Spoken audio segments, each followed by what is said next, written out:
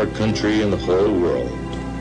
We fervently hope that we started in you this 3 o'clock habit for you to keep and offer a few seconds of your time each day to talk to Jesus and pray for forgiveness of sins and world peace. This is your only one. 1FM.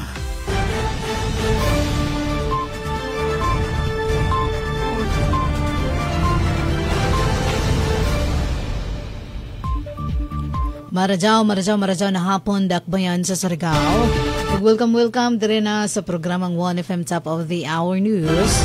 Sa headlines sa Top of the Hour News, Maritime Search and Rescue Exercise tagpahigayon kagaina buntag sa may Lipata Port, Surigao City.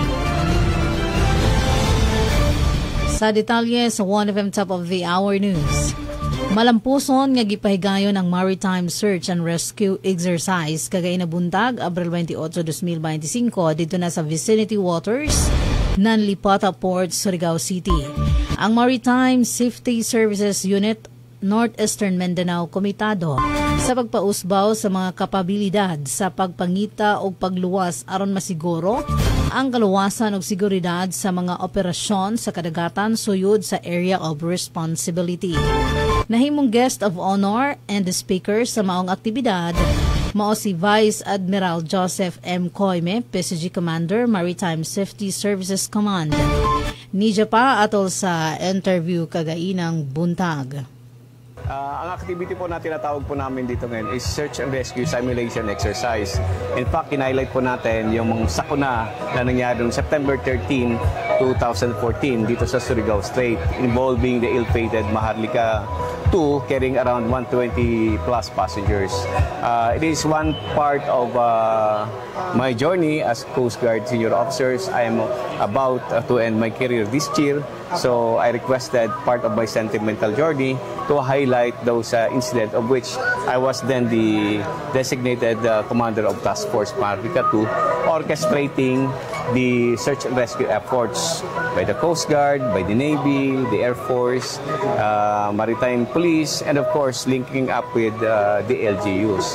So nagbalik tanaw tayo noon because I know it impacted a lot in my career and how influences me in my career about this very important experience here in Surigao. Isa siyang mahalaga sa akin dahil kasi marami po ako natutunan din apart from having that very successful search and rescue. Dugang paisab ni Vice Admiral Joseph M. Coime, PCG Commander, Maritime Safety Services Command. Conducting the search and rescue of updating our efforts. No?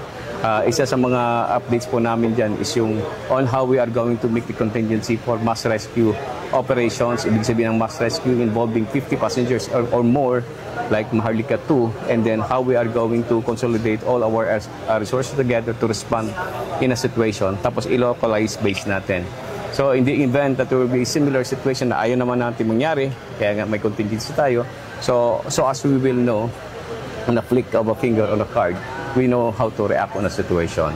So ito yung bahagi na aking gustong iiwan sa Coast Guard, i-strengthen yung SAR system po natin. Dahil kung strengthen po dito, organize yung efforts natin in collaboration with our partners in the LGUs, our uniform services, ay malaking bagay po na makakatulong tayo at makasagip po tayo ng buhay sa mga tao, lalo na sa mga situation like what had happened in Maharlika. Kini nga kalihukan usa ka pagpangandam og interagency coordination sa pagtubag sa mga emerhensya sa kadagatan. Mao katong atong top of the hour news. Hangtod og mapuhon sa samang oras samang istasyonan din hilamang sa 96.1 1FM na kami mahimutang sa 4th floor UFK Building, Navarro Street, Surigao City, and a proud member of a KBP, kapisada ng mga broadcaster ng Pilipinas. So kagain na mao to ang taghimo no nga Maritime Search and Rescue Exercise. Actual ta nga naka-attend kaganina tungod kay naimbitahan ta sa Philippine Coast Guard Wala na ba dyan ay kuan kung ilang na sample an adton nahitabo sa mga harlikato na kuanan barko. So madyaw gani kay dyan sa mga mga nang labay na mga barko sa amo na sakyanan adto na mga time an iba na rescue. So base sa among nakita kagaina, dili sa badya siya basta-basta. So kinahanglan gajud importante ang communication sa inin mga emergency, no, kining mga radio, kaning mga walkie-talkie, importante sa badya gajud ang siya. Kay dili tanan panahon na an ato cellphone jay signal, labi na jaw nakaw sa kaniang kadagata na ba. Diyan gajoy part na wayay signal. So importante gajud sa ini na mga sitwasyon and communication. 7 minutos nang nilabay sa alas 3. Maradyo na hapon, dakbayan sa Surigao. This is your only one. 1FM.